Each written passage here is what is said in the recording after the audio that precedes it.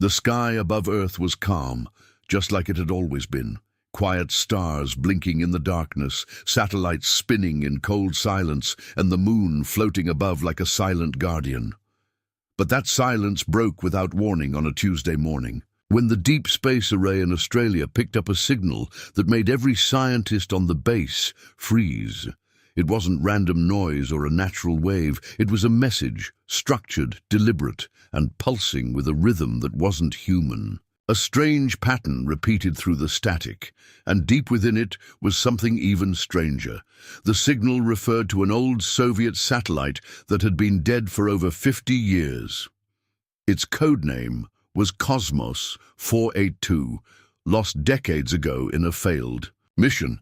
Yet here it was, its signature buried in an alien message. The signal wasn't just weird. It was aimed directly at Earth, more specifically at that broken satellite. Within hours, the UN Space Surveillance Network called an emergency session. No one on Earth had answers, and governments that barely spoke to each other were now exchanging encrypted data through private quantum channels.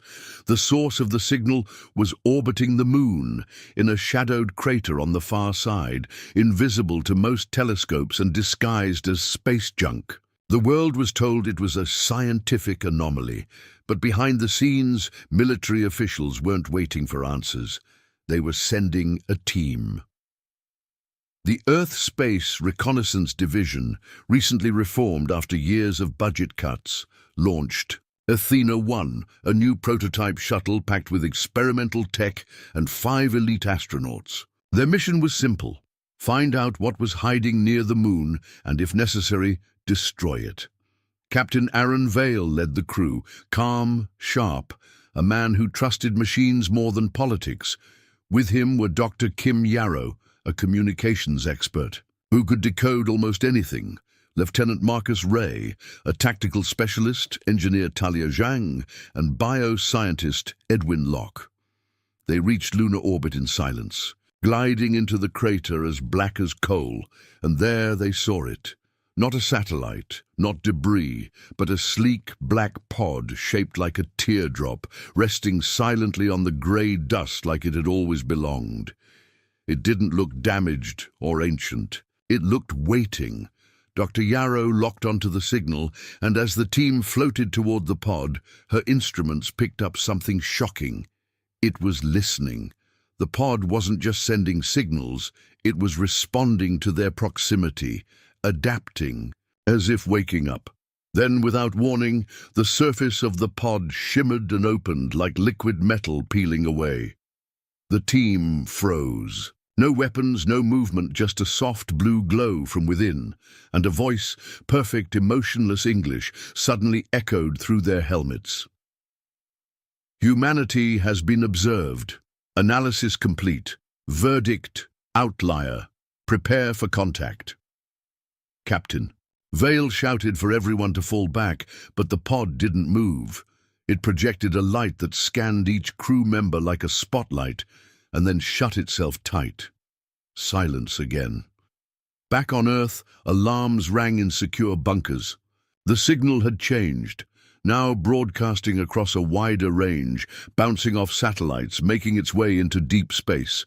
Someone, or something, was listening. The Athena-1 crew scrambled to return to Earth, but Dr. Yarrow had already begun decoding the new part of the signal. It wasn't just a message anymore. It was a countdown. 84 hours until primary contact. What that meant, no one knew. But as the hours ticked by and governments scrambled jet fleets and orbital defenses, one thing became clear. This wasn't a drill, and it wasn't a mistake. The calm above Earth had shattered, and whatever had just been awakened near the moon, it had known about humanity for a long time. The countdown ended not with a bang, but with silence. Deep, eerie silence that stretched from the moon to the Earth below, like the entire planet was holding its breath. Then at the exact second the final digit hit 0, every major satellite network on Earth flickered, paused, and reset. Air traffic systems blinked. Cell phones in major cities lit up with static. Power grids surged for a moment. And then, Across every screen, from ancient radios to modern smart displays, a message appeared in glowing white text against black. Humanity has been observed. Primary contact initiated. Panic spread fast. People flooded the streets. Military bases went on high alert. Some thought it was a hack. Others knew better. On the dark side of the moon, Athena-1 watched as the strange black pod unfolded again, this time releasing a shimmering sphere of light that floated silently up and away from the surface, slowly accelerating toward Earth. It wasn't a ship. It wasn't a weapon. It was a messenger. The crew followed it as far as they could before turning back. Orders strict. Do not engage. Back home, the sphere entered Earth's atmosphere without resistance, without heat, without sound, and hovered over Geneva, Switzerland, the heart of global diplomacy and home to the UN Assembly. It hung there for hours, unmoving, simply glowing. At last, a decision was made. The world would speak to it. A team of scientists, diplomats, and military advisors gathered beneath the sphere. Cameras rolled. Drones hovered nearby, and then, before any word was spoken, the sphere projected an image. Earth, spinning slowly, with thousands of tiny dots blinking on its surface, each a place where war, famine, or environmental destruction was active. The voice returned, deep and neutral. Species 92X, classification unstable, observation period 7,132 planetary rotations, outcome inconclusive, final phase initiated. The room went cold. Someone asked, trembling, final phase of what? The sphere shifted its image, showing a vast star map. Dots lit up, each one labeled with alien languages, some blinking green, others red. Then the voice said, "You are one of many. Others have been tested. Most failed. Some survived. You will now face the crucible." The words meant nothing to the humans watching, but in deep orbit beyond Pluto, something was moving. Something large, cloaked in a field that made it invisible to human senses until now. As it decloaked, telescopes caught its outline. A ship, the size of a city, black and alien, shaped like an arrowhead and covered in strange glowing lines. It didn't approach Earth. It waited. The sphere in Geneva began to descend slowly, pressing gently to the ground. Soldiers stepped forward, but it opened like a flower, revealing not a creature, but a figure made of light, a construct, not alive, not robotic. It walked forward and raised a hand in greeting. "You have questions," it said. "We have watched your wars, your peace, your art, your hatred, your love, your capacity to destroy and to build. The Concord must know what you are." No one answered at first, until a woman stepped forward, Dr. Annika Merrow, linguist and cultural historian. She asked, "Are you here to judge us?" The construct paused. "We are here to understand you. Others fear you. Some wish to destroy you. But you are unlike the others. Therefore you must be tested." The crucible, it explained, was not a battlefield. It was a challenge. A world outside normal space, a construct used by the Galactic Concord, a council of thousands of species that ruled most of the known galaxy. New species were observed in secret. If they reached a certain level of complexity, they were contacted. Then they were tested. Not all were invited to join the Concord. Many were destroyed. "You are not being punished," the construct said. "You are being given a choice." The test would begin in 7 days. Earth had until then to choose its representatives. The crucible would accept 5. Not just soldiers. It wanted a full sample of the human experience. Artists, scientists, warriors, thinkers. There was debate, chaos, even violence in the streets. Many believed Earth should reject the test. Others feared refusal would mean destruction. But in the end, the UN chose 5. Commander Vale returned from the moon and still calm under pressure. Dr. Kim Yarrow, the language expert. Lena Reyes, a disabled coder with a brilliant mind and a wild imagination. Sergeant Malik Dunn, a IRZ combat veteran who had seen too much war, and Ren Tao, a street artist whose murals had inspired peace in war-torn zones. They were not a perfect team, but maybe Earth was not a perfect species. When the day arrived, the sphere returned. This time opening into a gateway, floating pieces of technology humming in a perfect ring. One by one, the 5 entered and vanished. Back on Earth, everything went quiet. No signal, no news, only waiting. In the skies above, the black ship remained, watching.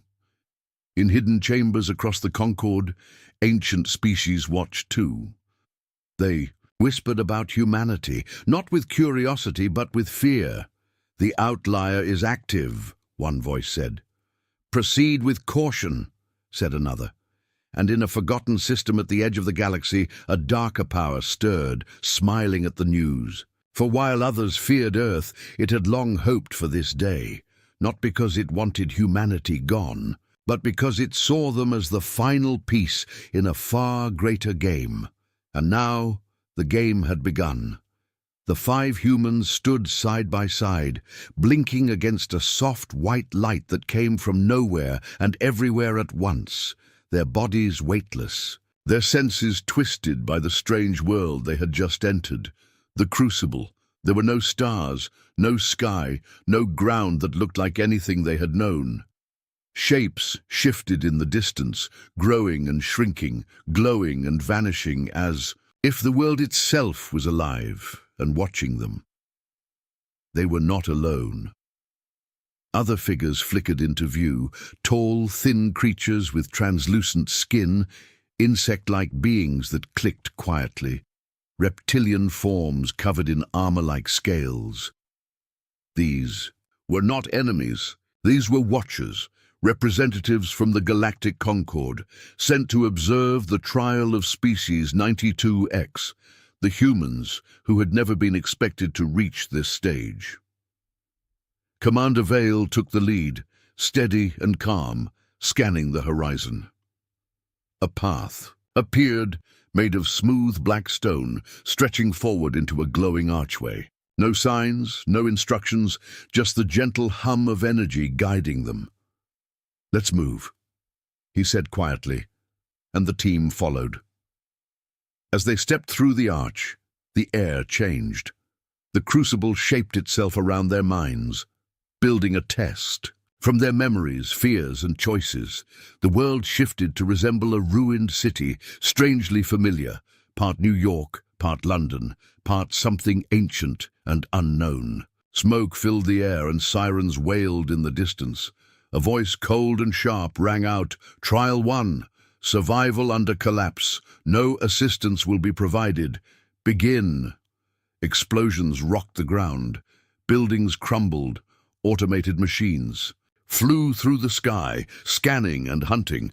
The team scattered, diving for cover. Malik Dunn took point, barking orders, leading the group into an old subway tunnel, the only shelter in sight. It was dark, wet and narrow. As they moved, strange creatures began to appear, half machine, half beast, crawling along walls and hissing.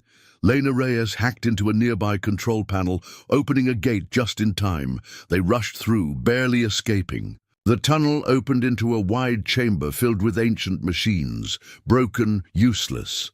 A puzzle waited before them, a power grid sparking with dangerous energy. They had to fix it to continue. Ren Tao stepped forward, eyes scanning the strange. Symbols etched into the walls. He recognized patterns, art, not logic.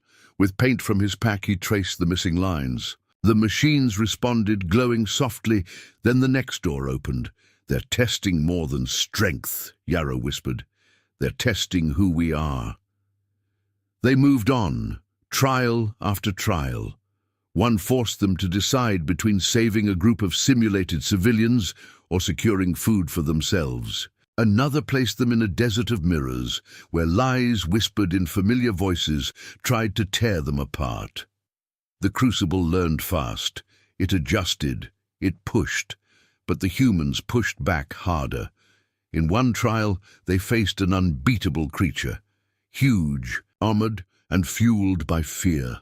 It tore through everything. Malik tried to fight it, but his bullets vanished on contact. Then Lena, frustrated and desperate, shouted at the sky, "What is this even proving?" And the creature stopped.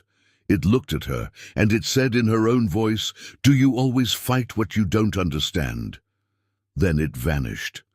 Confused, the team moved forward into silence. That was when they found the others. Trapped species, broken and lost in their own endless trials. One was a bird-like race, barely clinging to life. Another, a plant-based group that had simply stopped trying. The humans helped them. They shared food, gave water, fixed machines. One of the Concord. Watchers took notice, blinking for the first time in centuries. No species had ever stopped to help competitors. That was not part of the test, and yet the crucible did not stop them. It simply watched. Then, in the deepest part of the trial world, the team reached a dark hall, lit by a long line of burning symbols. It felt colder here, older. Lena touched the wall and gasped. Images filled her mind, memories that were not hers. The crucible had a secret. It wasn't just a test. It was a prison, a collection of failed species locked in eternal trials because the Concord feared their potential. The test had never been fair. Humanity was never meant to pass. Lena pulled, her hand back, breathing hard. "They're not just watching us," she said. "They're trying to contain us." The rest of the team stood in silence. Then the walls around them shifted, and the voice returned, louder this time, almost angry. "Unauthorized knowledge accessed, trial suspended, return to origin point." They were yanked through space, pulled back to the entrance of the crucible, where the Watchers now stood in tight formation. But something had changed. One of the Watchers stepped forward, removing its mask, revealing a face both alien and human-like. It spoke in a deep voice, calm but uncertain. "Species 92X, you have revealed classified data. You have deviated from the path, yet you remain." Commander Vale looked at the figure and replied simply, "We don't follow paths, we make them." The Watcher said nothing, then stepped aside. "The trial is incomplete. The Council must vote. Until then, you remain under observation." The five were returned to a small chamber, where time did not move, floating in light. Days passed, or maybe seconds, and then Lena Reyes did something no other test subject had ever done. She hacked the crucible. Using her implant and the code from the puzzle rooms, she broke through the system's outer wall. What she saw was staggering. Live feeds of Concord. Species debating, arguing, yelling over one another. Some demanded Earth be destroyed. Others were intrigued. Lena opened a communication channel and spoke to them all. "You want to judge us? Then talk to us. Stop hiding. We're not your test rats. We're people. And if you fear us, maybe you should ask why." Her voice echoed across the system. Some Concord members shut off their feeds. Others stayed, watching her with new eyes. And far across the galaxy, an ancient being, long silent, smiled. "The crucible has cracked," it whispered to itself. "The outlier has teeth." The silence that followed Lena's message was like a storm waiting to break, heavy and full of tension, as the five humans floated inside the white chamber, trapped between decision and destiny, unaware that their voices had echoed through the deepest levels of the Galactic Concord's hidden systems, reaching ears that had not listened in centuries. Commander Vale paced slowly, the only sound being the soft hum of crucible energy around them, while Dr. Yarrow sat cross-legged on the floor, her eyes closed, whispering translations of phrases the Watchers had spoken before vanishing. Malik leaned against a glowing wall, restless, angry, muttering to himself that this wasn't a test anymore, it was a trap. Ren sketched symbols on the floor with his fingers, tracing patterns he had seen in the dreamlike moments between trials, patterns that seemed to call to something deep within the crucible. Lena, silent now, stared at her neural implant screen, where lines of code still danced, shifting with each heartbeat, as if the crucible was responding to her thoughts. Then the room changed, abruptly, violently. The walls shattered into shards of light, and they fell, weightless, into a new chamber, a battlefield of broken steel, shattered towers, and burning sky. The crucible was no longer pretending. Trial 4 had begun, and this one was war. From all sides came machines, towering black spider-like constructs with red eyes and spinning blades, moving with mechanical precision and no mercy. "Defend or fall," said the voice, cold and distant. The team scattered, ducking behind cover, firing stolen weapons they had taken from earlier challenges.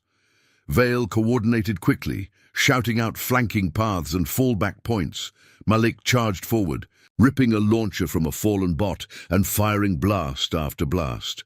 Ren found a raised platform and painted symbols across its surface, creating strange pulses of energy that disrupted the machine's sensors.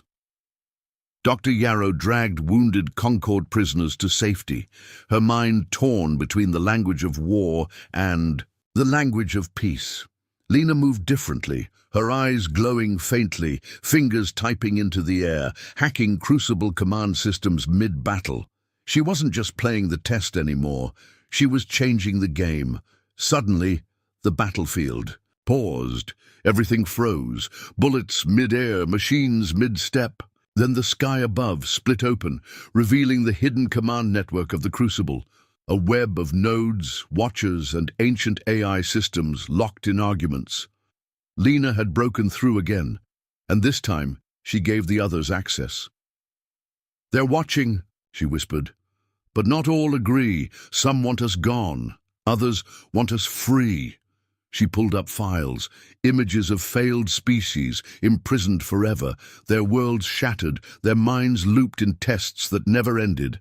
It wasn't justice. It was fear. The Concord feared change, feared difference, feared humanity. "We need to wake the others," Ren said, suddenly standing. "Not just talk, not just fight.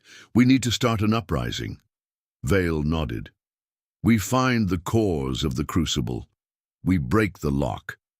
We give every species a chance to fight for themselves." The Crucible did not like that. The machines woke. Again, more furious, more powerful, but this time other figures appeared, not human, but the other prisoners they had helped earlier, and more beyond them, drawn by the human signal. Bird-like fighters soared overhead. Plant beings formed living shields. Others brought weapons crafted from memory and code. The uprising had begun. The 5 humans led it, moving from one trial zone to another, freeing trapped species, sharing weapons, sharing ideas, breaking barriers once thought unbreakable. Lena became a beacon. Her signal carried through every part of the Crucible, disrupting controls, breaking locks. Malik and Vale trained the weaker species in tactics. Dr. Yarrow taught them to speak, to coordinate.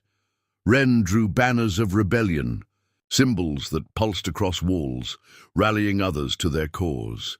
Each liberated sector grew stronger, more unified. But the Crucible fought back. The AI controlling it, known only as the Sentinel, activated a forbidden protocol. Species collapse.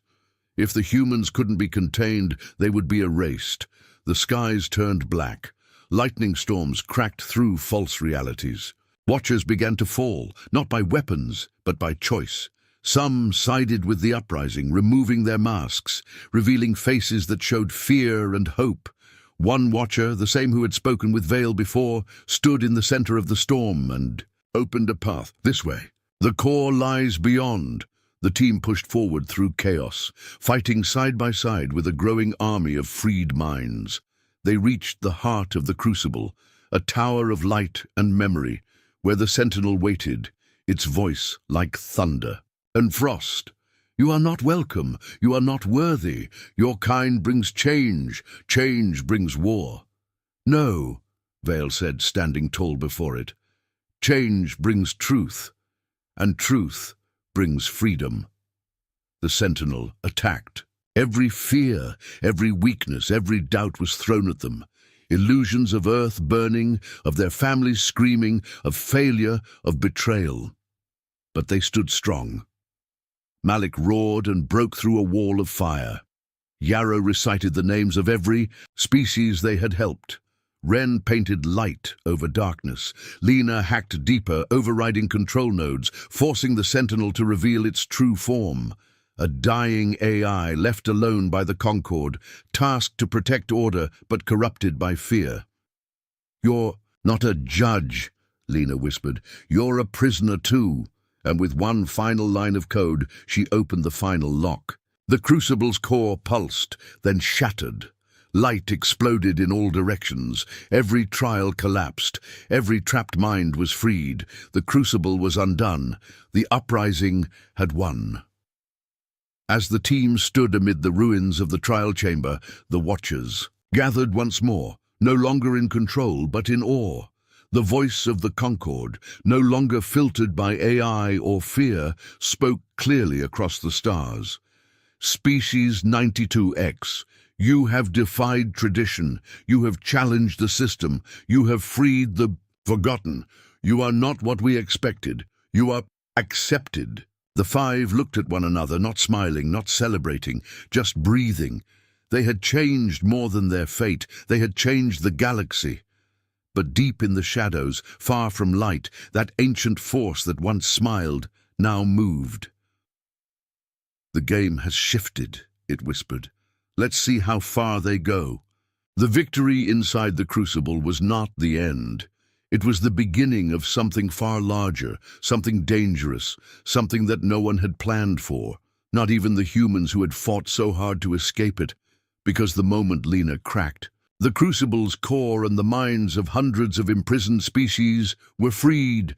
A quiet order that had ruled the galaxy for thousands of years began to break, and as the humans returned to real space, stepping out from the trial world into the orbit of a quiet blue star, they saw the damage they had done written across the stars. Fleets on the move, planets in blackout, Concord beacons blinking red, and a message flashing again and again in every major language across the galactic web.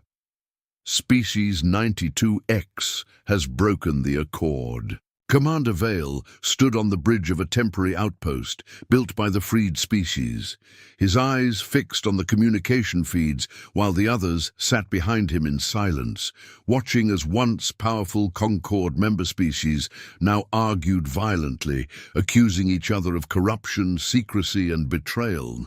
The Concord had always claimed to act with wisdom, balancing justice with peace, but now their great secret was known. They had locked away entire civilizations, judged them without trial, and called it protection, and now those civilizations were speaking for themselves, demanding places in the Galactic Council, demanding reparations, demanding truth. Malik paced behind Vale, furious that even after all they had survived, they were still being treated as threats instead of heroes. While Wren stared at a canvas he hadn't touched in hours, unable to find the right symbol for what this moment meant. Lena tapped constantly at her neural link, sending out defense schematics to their new allies and scanning Concord channels for signs of movement. And Dr. Yarrow recorded every transmission, storing evidence of how the Accord was collapsing under its own lies. Then the warning came.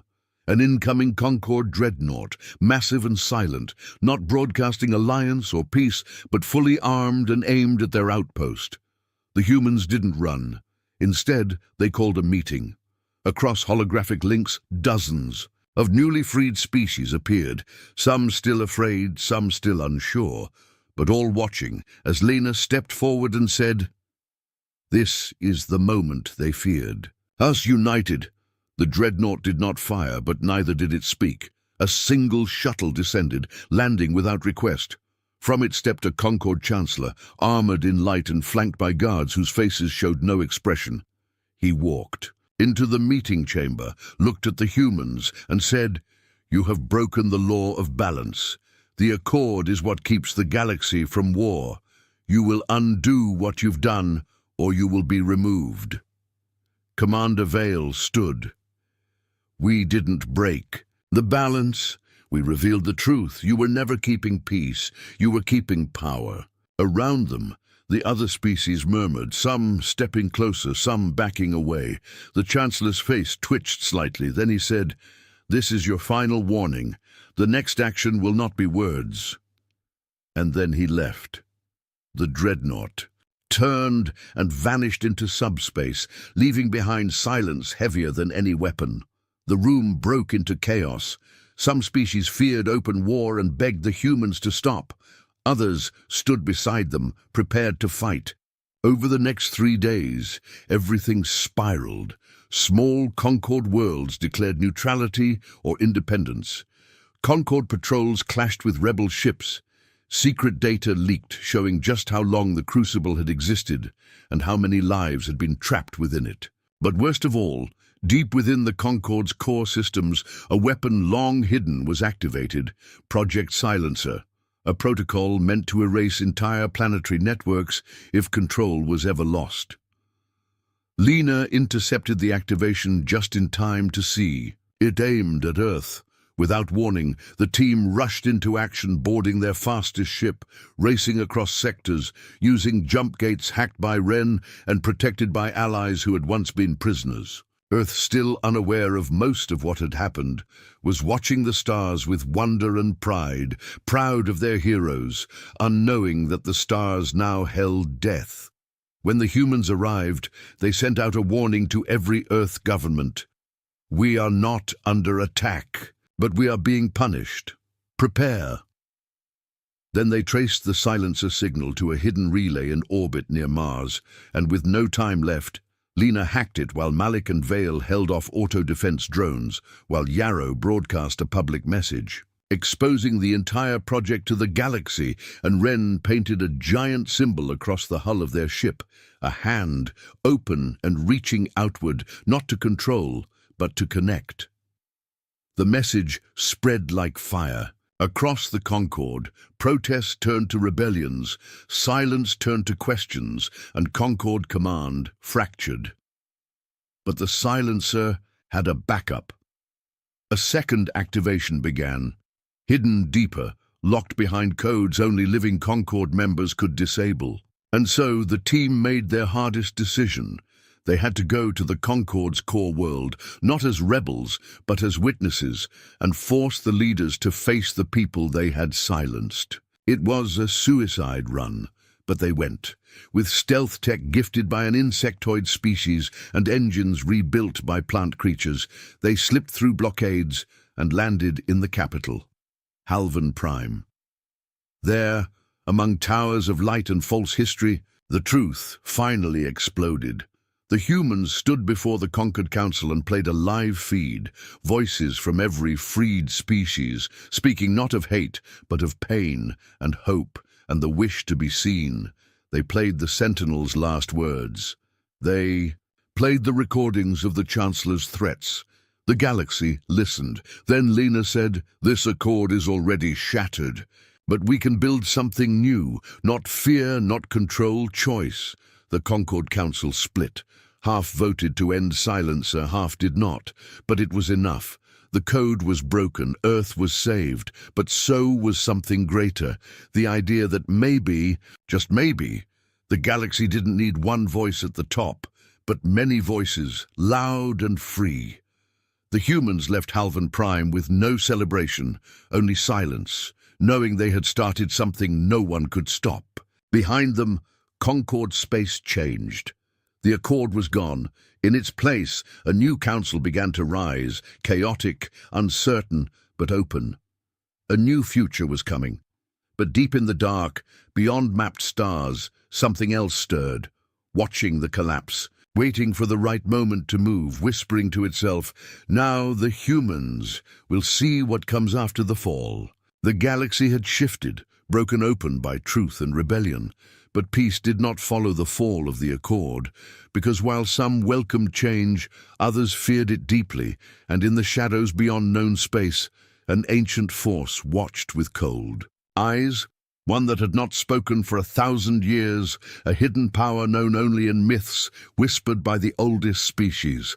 A force called the Veil, born long before the Concord, long before the Crucible, a species not of flesh, not of bone, but of thought and energy, silent architects of control.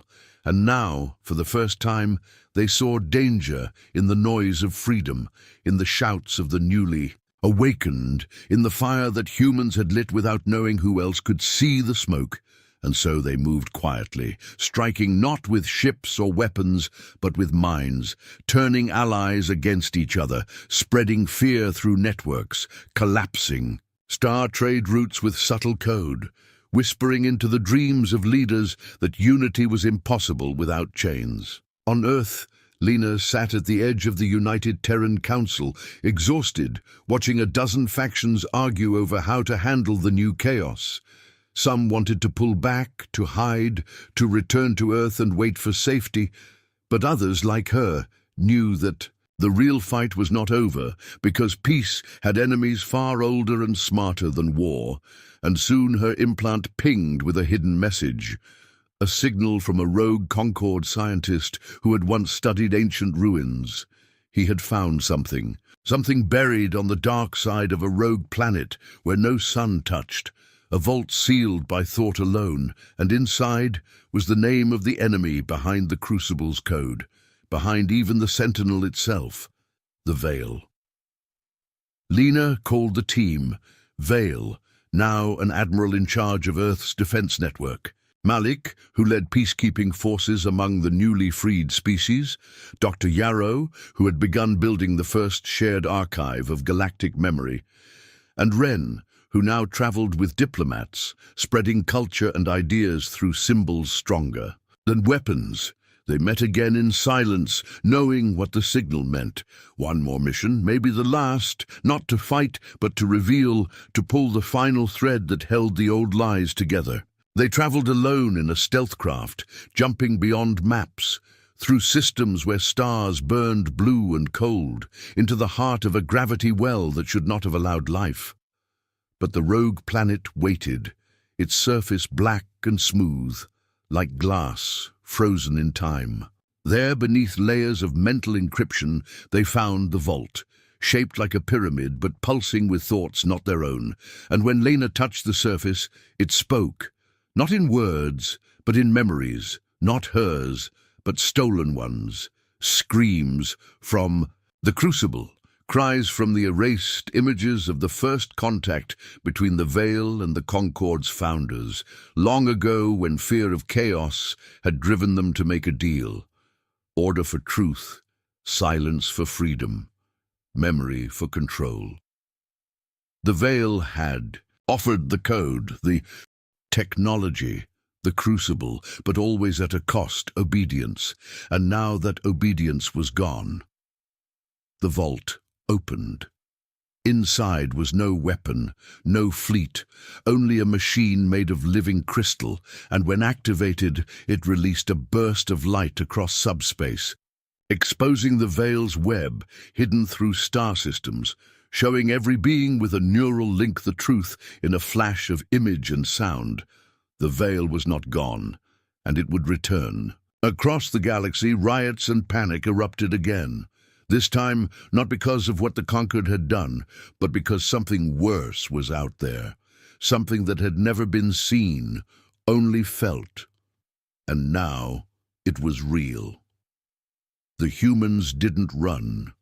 They broadcast everything, unfiltered, unedited, to every world and stood in front of it. Veil gave the message: we will not bow, not to fear, not to silence. And the Veil responded. Ships of thought, glowing like nightmares, slipped into real space around key systems, not attacking but watching, and people began to change. Leaders, friends, even families started to speak differently, hesitated when questioned, repeated phrases they hadn't said before. The Veil was trying to take minds. Lena and Yarrow worked to isolate the signal, discovering it wasn't a virus but a suggestion, one that grew stronger with fear and doubt. The only defense was belief in freedom, in choice, in self. They had to rally not just armies, but ideas, so Wren created a signal, not sound but emotion, crafted through art and pulse, a thought that blocked the Veil's reach. It spread fast, faster than war. Planets began using it to protect their people, but the Veil adapted. It targeted the humans directly. Malik's ship was disabled during a peace mission. Yarrow was attacked by a trusted ally. Lena's implant was nearly overwritten during sleep. They knew they were running out of time. They returned to the vault, hoping for one more secret, and there they found something unexpected. A message left by the Veil itself. You are loud. You are broken. You are dangerous. You are like us once were. We tried silence. It failed. We tried control. It faded. We see now. You do not bow. You break. Perhaps you build. It was not surrender. It was curiosity. The Veil offered a meeting, no weapons, no traps, just a bridge into their realm, where minds could walk and speak as equals. The humans had no choice. They entered the bridge, crossing into a realm of light and memory, where the Veil's forms shifted like clouds of thought. And there, Lena stood and said, "You don't need to fear us. You just need to let go." There was silence. Then a question from the Veil, soft and curious. "What will you do if we leave?" Veil answered, "We'll make mistakes, but they'll be ours." The Veil considered. Then it withdrew, not destroyed, not defeated, but stepping back. The strange ships vanished, the mental grip faded. Across the stars, peace finally had space to grow, and the species that would not bow, humanity, became not rulers, not masters, but guides. Not perfect, just willing to face the dark, and walk forward anyway. The galaxy would never be the same, but at last it was awake.